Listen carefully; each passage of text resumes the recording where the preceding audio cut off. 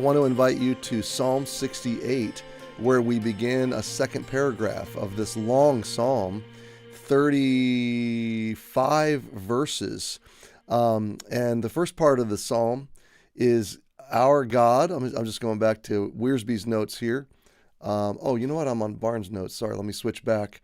I've got these study notes that are open on the side, and I switch back and forth between them, especially in this psalm, because it's got some dense portions, some obscure phrasings. So Wiersbe says, the first paragraph, verses 1 to 6, our God is coming to us. Let God arise. Let his enemies be scattered. All of the picture of this psalm is the strength and power and might of God, partnered with the gentle heart of a loving father and shepherd, and how he is a mighty warrior and at the same time a gentle shepherd. And it seems like those two things just don't go together. If you're gentle and love animals, then you're probably not a fighter and a conqueror and a mighty warrior. And those things in our human vernacular, they just don't seem to intermix. Where you have a strong warrior, you usually don't have a gentle heart. You usually have someone that's rough with people. And where you have a gentle heart, you really generally don't have a strong conquering hero. In our hearts, we long for both. We long for a Savior, King, Shepherd, Father, Friend. I'm going to say that again. We long for a Savior, King, Shepherd, Father, Friend. We long for a Savior who will redeem us and forgive us. We long for a King who will rule us and provide for us safety and care for us. We long for a Father who will guide and direct and lead us, and a Shepherd who will tend us and cultivate us, and a friend who will walk with us and by our side. And that is who God is. That is who he is as you know him through Jesus.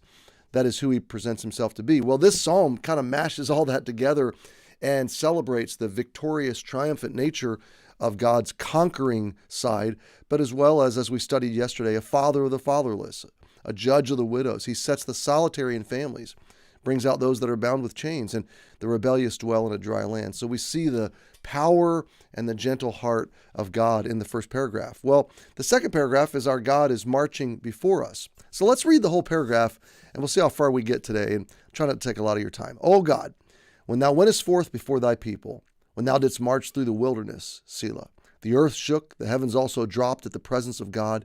Even Sinai itself was moved at the presence of God, the God of Israel. Now, let me just comment on those two verses. David is reaching back to his deliverance of God's deliverance of the people, the exodus of the people out of Egypt through the wilderness.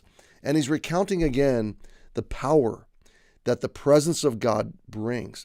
One thing I want you to chew on today is that this God is your God. And if the mountains can be moved at the presence of God, then your mountains can be moved at the presence of God. God's presence, if you have a big God, you have little problems. If you have little God, you have big problems, right? God's presence radically reduces all of your problems. Now, even as I say that, I'm preaching to myself. I had a lot of things yesterday that really dominated my mind, that burdened my heart, that seemed to be discouraging in nature. Ended the day kind of on that same note, frankly, and kind of tossed and turned through the night over those things. And I wake up this morning thinking about those things and occupying my mind. And yet the day before me, I've got some things I need to tend to. I've got some relationships I need to cultivate and some joy I need to experience. And so the juxtaposition of the things that burden us, the things that occupy our psyche, versus what God calls us to do in terms of worship and praise and celebration and love and blessing others. I find that tension, as probably you do too. And so God's presence, though, can change that. God's presence can shift our hearts and minds to looking to him, looking up, looking out, looking at hope. Social media and the news feed and the bad news is going to pull us back like hooks in our flesh, just holding us back.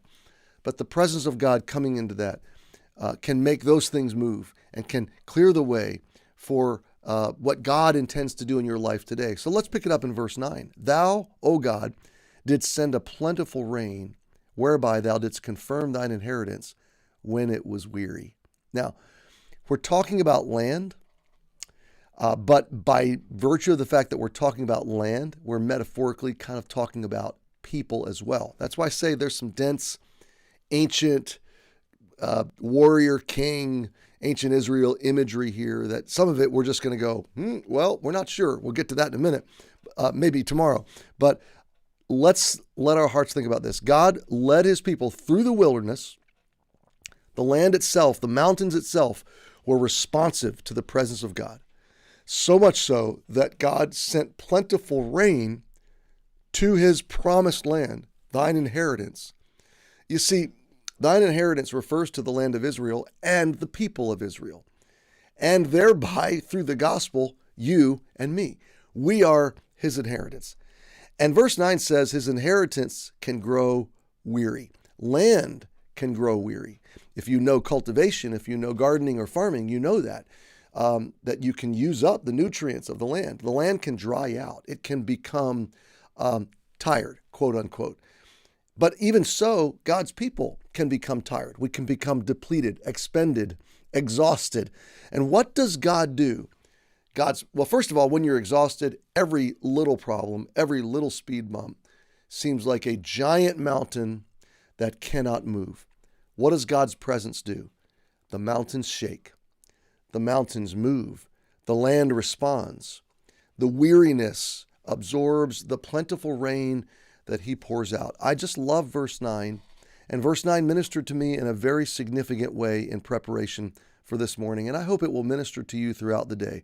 God sends a plentiful rain whereby thou didst confirm thine inheritance. Now think about this.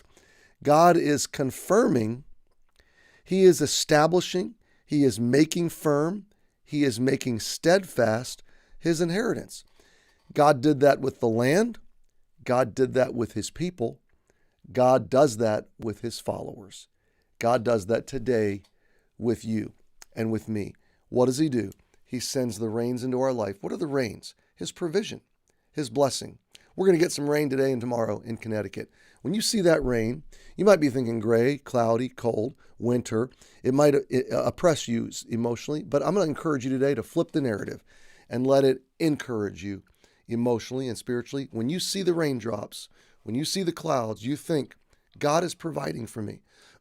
God is not only providing actually, through the rain and through the nutrition that's going to come to the land and the harvest that will come in the summer and the fall, which we will enjoy, and it will sustain us as a state, as a region, as a country.